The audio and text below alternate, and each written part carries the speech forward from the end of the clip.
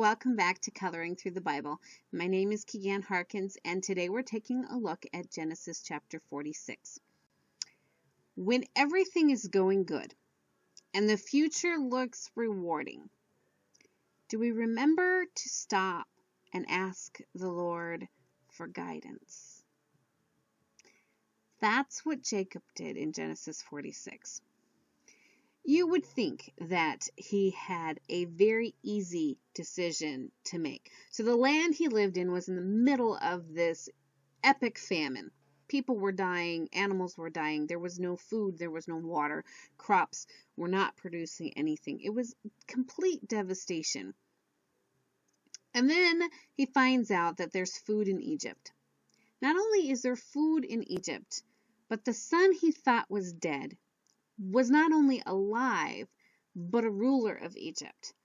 And he was saying, come and live with me here. There's food, and let me take care of you. So he had a choice to stay in a land that was dying because of this famine, or go to where he knows he's going to be well taken care of in a land that has plenty to eat, and get to see a son that he loved so much that pretty much was brought back to the dead because he thought that he was dead and he was alive.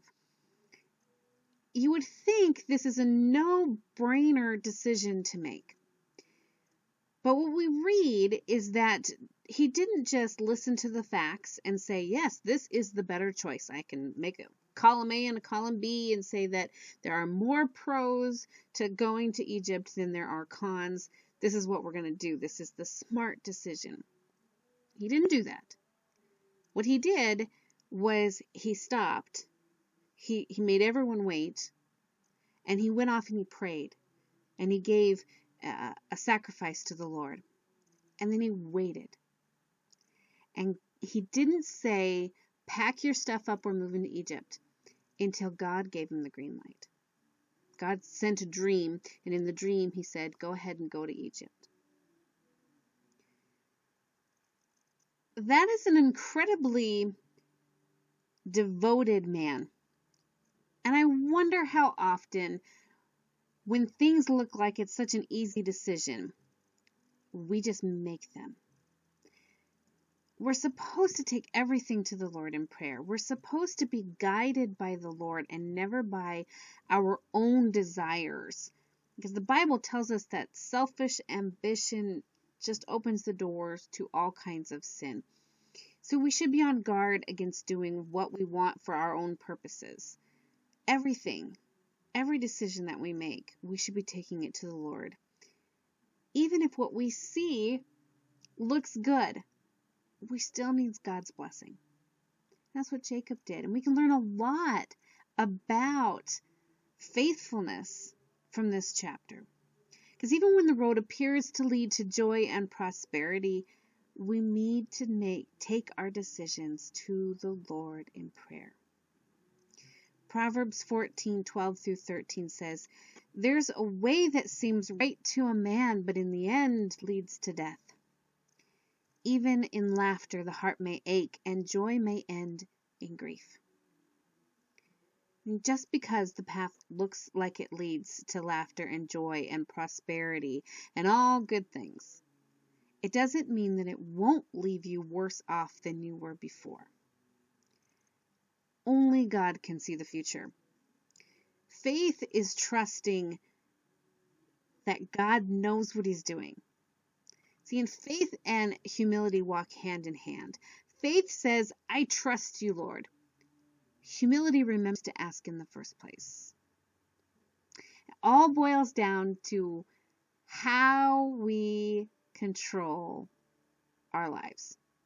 Do we want control of our lives? Do we want to be the one that makes all of the decisions, that puts off the decision making just completely into our own hands? Do we want to be that person? Or do we want to be a person who takes control of our life and hands it to God and said, your will, Lord, I'll go where you tell me to go? Do we believe that we know what we're doing? Do we think that we are above reproach or smart enough that we don't need any help. And those are traps that we all have to be careful not to fall into. When we set ourselves up on a high pedestal, we may be able to see for miles, but the fall can be devastating. So we need to depend on God, even if we think that we know what we should be doing. Humility isn't thinking less of ourselves, it's thinking all of God. After all, Proverbs 16:3 commands us, commit to the Lord whatever you do, and your plans will succeed. I hope you've been encouraged today to look for God in all situations. Seek first his kingdom and his righteousness, and all these things will be given to you as well.